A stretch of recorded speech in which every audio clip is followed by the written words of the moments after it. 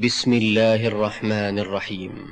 وما أرسلنا قبلك إلا رجالا نوحي إليهم فاسألوا أهل الذكر إن كنتم لا تعلمون.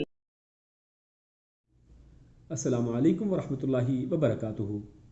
محترم ناظرین، آپ کے مسائل اور ان کا حل کے سلسلے میں آج ایک نئے سوال کے ساتھ آپ کی خدمت میں حاضر ہیں، اور آج کا سوال جو کیا گیا ہے وہ ہے کہ لولاک لما خلقت الافلاک کی تحقیق، اس کے حوالے سے سوال ہے۔ سوال کرنے والے کہتے ہیں کہ یہ جو جملہ ہے لولاک لما خلقت الافلاک، یعنی اے محمد صلی اللہ علیہ وسلم، اگر میں آپ کو پیدا نہ کرتا تو جہانوں کو ہی پیدا نہ کرتا، تو یہ روایت عام طور پر کئی علماء حضرات بیان کرتے ہیں، تو اس کی تحقیق وہ کہتے ہیں کہ یہ درکار ہے۔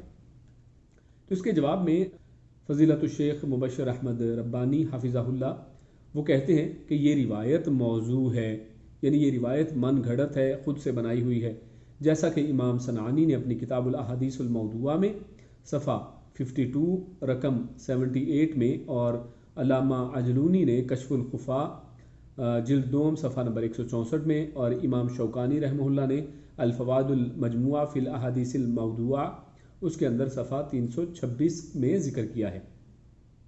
ملا علی قاری کا یہ کہنا ہے کہ حدیث کا معنی صحیح ہے، اور اس کی تائید کے لیے دیلمی کی روایت یعنی یا محمد لولاک لما خلقت الجنۃ ولولاک ما خلقت النار، اور ابن عساکر کی روایت لولاک ما خلقت الدنیا پیش کرنا حقیقت کے خلاف ہے، کیونکہ یہ روایت تب تائید میں پیش کی جا سکتی تھی جب یہ پایا ثبوت کو پہنچتی، یعنی یہ روایات اگر درست ہوتی، جبکہ بلا شک و شبہ یہ روایات بھی ثابت نہیں ہیں۔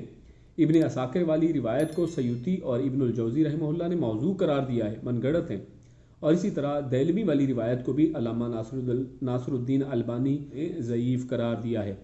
قرآن مجید میں تو اللہ تعالیٰ نے جن و انس کی پیدائش کی حکمت بیان کی کہ وما خلقت الجن والانس الا لیعبدون، سورۃ الذاریات آیت نمبر 56 میں اللہ فرماتا ہے کہ جن و انس کی پیدائش کا مقصد صرف یہ ہے کہ وہ میری اطاعت کریں۔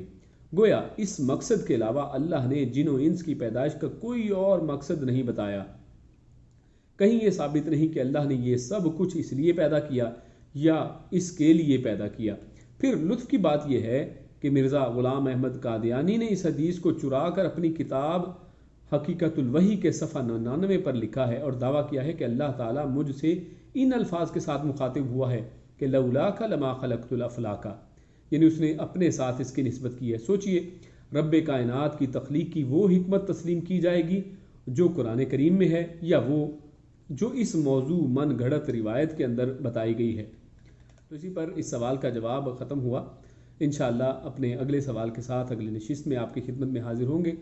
تب تک کے لیے اپنا خیال رکھیے۔ السلام علیکم ورحمۃ اللہ وبرکاتہ۔